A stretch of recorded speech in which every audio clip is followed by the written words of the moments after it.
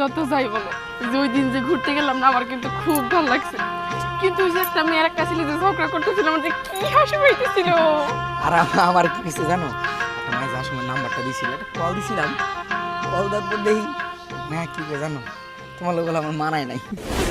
আসলে ঠিক হয়েছে, মানায় নাই না, ঠিক আছে। এই শোনো না, আমি বলছি আমি আমার বউর পছন্দ করে বিয়ে করছি। আপনার কথা কে যায়, আমার বউ হইলেও শিরের এত সুন্দর বেশি। তুমি যে মিথ্যা কথা কইতেছো, তোমার মুখ দেখে বোঝা যাইতেছে কত বড় মিথ্যাবাদী। বউর সাথে মিথ্যা কথা কয়, তুমি কিন্তু চলে যাবো। চলে যাবো কো, তুমি আমার লক্ষ্য শোনো বউ না, ওই সেরির নাম্বার ব্ল্যাক লিস্ট করে দিচ্ছি। চলো এবার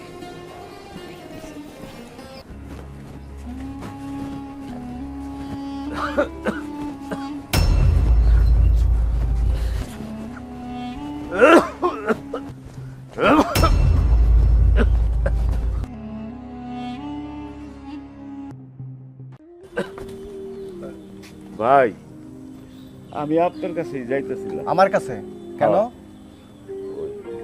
শরীরটা খুব খারাপ, শ্বাসকষ্ট বাইরে গেছে, ওষুধ কেনার পয়সা নাই। আমার যদি 1,000 টাকা লোন দিতেন কিন্তু উপকার হইতো। আপনি অসুস্থ মানুষ, দিবেন কেমনে?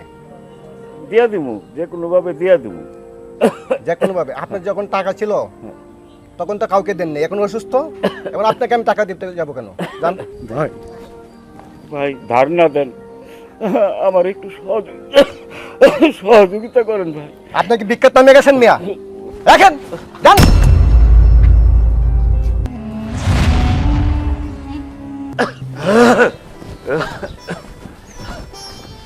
বাবা কামরুল। কাকা বাবা কই যাও? বাজারে যাইমু।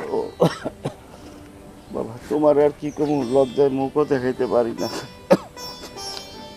আমার যার কয়টা টাকার দরকার, আজকে সারাদিন খাইনি, কিন্তু খাওয়াটা বড় জিনিস না। ওষুধ খামু, শ্বাসকষ্ট বাড়ছে, একটা ইনহেলা কিনুম। কাকা, কিছু সহযোগিতা করতে। আপনার আর কতবার টাকা দেবো? বাজারে যাওয়া যায় না আপনার লাইগা, ওই দোকানে বাকি, ওই দোকানে বাকি, অমুক পাড়ায় বাকি। দিয়ে দেবো কামরুল, আর আর এই লাস্টবার আর চামু না। অনেকবার তো দিছি টাকা, কিন্তু ফিরায় তো দেন নাই আপনি একবার। আর কত দিমু আপনারে? ধর মিয়া যান।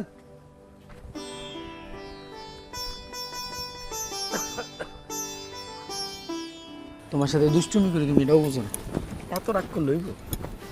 এই দাঁড়াও, তোমার জামাটার লগে ওই ফুলের কালারটা মিলবো, ফুলটা নিয়েই তোমার পরাই দিব। হে তাড়াতাড়ি আসো তো।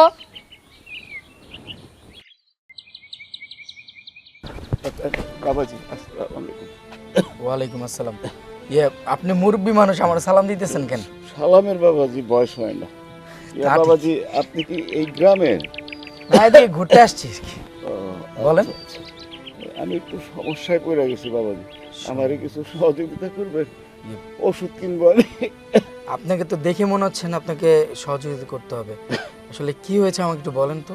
আমার সবকিছুই ছিল বাবাজি, এখন কেউ নাই, সন্তান পরিবার আমার ছাইরা চলে গেছে, আর আমার কাছে কিছু নাই।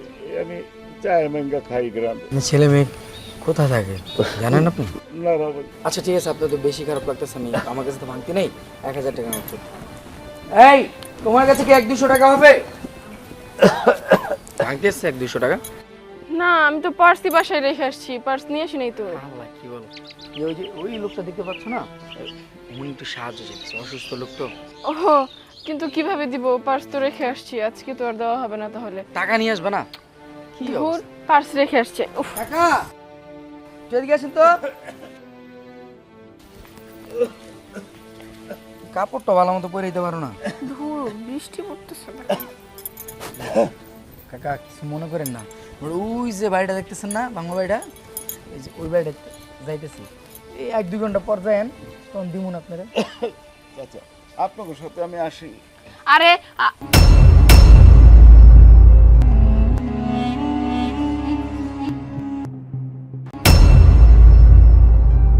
আরে কি হইলো? আচ্ছা কাকা, তাহলে আপনি আইসেন। হ্যাঁ মা কেমন আছে? মা? আনান, আমার ওয়াইফকে মা বলতেছেন কেন? ভাত দাও তো। এইসব মানুষ হচ্ছে মানুষের সিম্পেথি নেওয়ার জন্য অনেক কিছুই করে। আসো তো তুমি আমার সাথে, আরে। আসো। আরে আসো না। বুঝলাম না কেমন করতেছে? আসো। আরে ছাড়ো না, আর দেখ কতক্ষণ ধরে কইতেছি ছাড়ো। লোকটার প্রতি আমার মায়া লাগছে। কিসের এত মায়া? হ্যাঁ, এসব মানুষের প্রতি মায়া দেখানোর তোমার কোনো দরকার নাই। এসব মানুষ ঘুরে শুধু মানুষের সিম্পেথি নেওয়ার জন্য, তাছাড়া আর কিছুই না। এই চুপ থাকো। লোকটা তোমার মা বলে ডাকলো, তোমার একটু মায়া লাগলো না? না, মায়া লাগলো না। এত মায়া আমার ভিতরে নাই, এত মায়া কাজ করে না। তোমার যদি মায়া কাজ করে, যাও তুমি ওই লোকরে নিয়ে পড়ে থাকো। বারবার একটা কথা বলতে হইতেছে আমার। তুমি তো এরকম ছিলে না, হঠাৎ এরকম হয়ে গেলে কেন? আমরা বলো তো একটু, এরকম হওয়ার কারণ আছে। কি হয়েছে বলবা না আমারে? একটা লোকের প্রতি মায়া থাকতে পারে না মানুষের? না, আমার মায়া থাকতে পারে না। যেটা তুমি জানো না, যেটা তুমি বুঝো না, সেটা নিয়ে তুমি কথা বলবা না। কি জানি না, কি বুঝি না, বুঝলাম। কি হইছে? মা, এই যে আমি বলি, একটা লোক অসহায়, সে ওষুধ কিনবো বলতেছে। আমি বললাম আমার কাছে ভাঙতি নেই, আপনার মেয়ের বললাম কিছু টাকা দাও, ও আমার দিল না। এখন আমার টাইনা নিয়ে আসলো, লোকটার মা বলে রাখলো। মা, এই বাংলোর বুকিং ক্যান্সেল করে দিয়ে আমরা অন্য বাংলোতে উঠবো। এখানে আর থাকবো না আমরা। কেন? তোর পছন্দেই তো এখানে এসেছি, এখন আবার ক্যান্সেল করতে বলছিস? কি ব্যাপার একটু খুলে বল তো। মা, বাবার সাথে আমার দেখা হয়েছিল, আর আমি চাই না যে বাবার সাথে আমার আবার দেখা হোক। এই জন্য এই বাংলোটা শিফট করা খুব জরুরি। বাবা, আমিও তো শুনেছিলাম সেই এলাকাতেই থাকে। আচ্ছা ঠিক আছে বাবা, তুমি এক কাজ করো, আমাদের বুকিং ক্যান্সেল করো। ঠিক আছে আমি বুকিং ক্যান্সেল করি, কিন্তু আপনাদের কথাবার্তা তো আমি কিছু বুঝতেছি না। আনান, তোমার কাছে একটা বিষয় আমরা লুকাইছি, সেই বিষয় নিয়ে আমরা তোমার পরে সব কিছু বলবো। এখন এসব নিয়ে কথা বলার সময় না। তুমি যত তাড়াতাড়ি পারো এই বুকিংটা ক্যান্সেল করে অন্য জায়গায় শিফট করো, অন্য বাংলোতে চলে যাবো আমরা। হ্যাঁ বাবা যাও। কত কষ্ট করে বুকিং গেল। আচ্ছা ঠিক আছে, তোমরা কথা বলো, আমি ক্যান্সেল করতেছি। পাইন, তোর বাবা কেমন আছে রে? বাবা কেমন আছে সেটা তোমার জানি না কোনো দরকার আছে? আমারই জানি না কি দরকার। সে থাক না, তার মতো থাকছে, তার খোঁজ খবর নেওয়ার আমাকে কোনো দরকার নাই।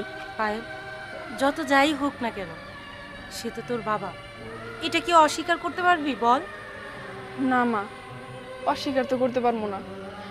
বাবারা দেখলেও তো আমার মায়া লাগে, আমারও খারাপ লাগছে। চেহারার দিকে তাকানো যাইতেছে না, মানুষের কাছে টাকা পয়সা চাইতেছে। তার পরিস্থিতির এখন কেমন তুমি বুঝতেছো কিছু? তার পরিস্থিতির আজ এই অবস্থা হওয়ার কারণ হচ্ছে সে নিজেই। যখন টাকা পয়সা ছিল খুব তো উড়িয়েছে, এর জন্যই এখন এই দশা। মা, এসব কথা যদি কও আরো কষ্ট লাগবো। এসব কথা তুমি মনে করো না।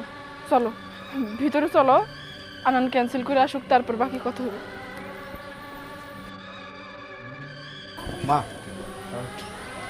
ক্যান্সেল করেছি। আচ্ছা ঠিক আছে। তো ব্যাগটা কিনে নাও, চলুন তো। আচ্ছা ঠিক আছে। বুঝলাম না। আপনি বাবাজি, আমার টেহা পয়সার দরকার নেই। 15টা বছর হয়ে গেছে মায়াটা দেখি না, ছোটবেলাতেই লাগে।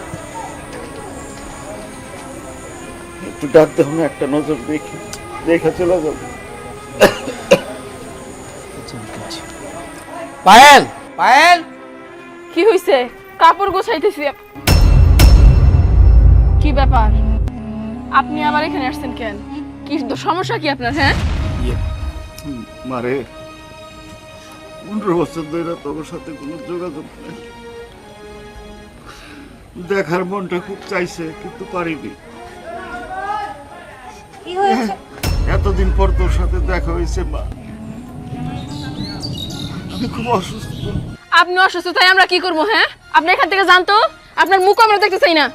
মারে তো কিছু করতে হইব না, আমি কোনদিন বইরা যাই মা, আল্লাহ জানে। একটু শেষ দেখাটা তোকে দেখতে এসেছি মা, তোর এই চান মুখটা দেখার জন্য মনটা ছটফট করতেছে। কি হবে দেখে? যখন বাড়ি থেকে ঘাট ধাক্কা দিয়ে বের করে দিয়েছিলে তখন মনে ছিল না? এখন এসেছো দেখতে কেন? হ্যাঁ, তখন তো চোখ অন্ধ হয়েছিল, টাকা পয়সার দাম্ভিকতায় অন্ধ ছিল, অন্ধ। 7 বছরের মেয়েটাকে নিয়ে তোমার বাড়ি থেকে চলে এসেছি। চলে এসেছে বললে ভুল হবে, ঘাড় ধাক্কা দিয়ে বের করে দিয়েছে। তখন মেয়েটার জন্য মায়া হয়নি, আর এখন 15 বছর পরে তোমার মনে পড়ছে? আমরা আমরা তোমার বাড়ি থেকে বের হওয়ার পরে কিভাবে চলেছি, দাঁড়ে দাঁড়ে ঘুরেছি, মানুষের ধাক্কা, না খেয়ে থাকা, এগুলো সহ্য করেছি। তখন তো খোঁজ নেওনি যে কোথায় গেল। আর এখন এখন এসেছো মেয়েটাকে দেখতে। আমি এখানে থাকার জন্য আসি, একটা ভুল হয়ে গেছিল। আমি অনেক খুঁজছি তোমাদের, পাইনি। আমি যে তোমাদের ঘাড় ধাক্কা দিয়ে বাড়ি থেকে বাড়ি করে দিয়েছি, ওই অভিশাপ আমার লাগে গেছে। আমি অসুস্থ হয়ে গেছি। আমি কয়দিন বাঁচি রে মা আমি জানি না। তোরা দেখছি এটা আমার মনটা শান্তি হচ্ছে মা। বাবা রে, তুমি আমার মায়াটারে দেখে রে, ওকে অনেক কষ্ট দিছি, আর কষ্ট দিতে চাই না। যে কয়দিন আল্লাহ আমারে বাঁচায় রাখে আমি ওইভাবেই বাইতে থাকবো। তোমার কাছে আর মুখ দেখাবো না, আর মুখ দেখাবো।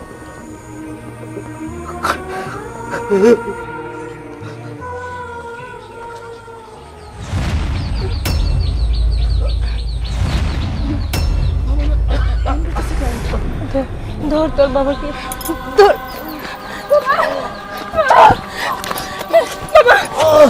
বাবা তোমার কাছে বাবা বাবা আমার কাছে কেন? পাইলের বাবা, পাইলের বাবা, পাইলের বাবা।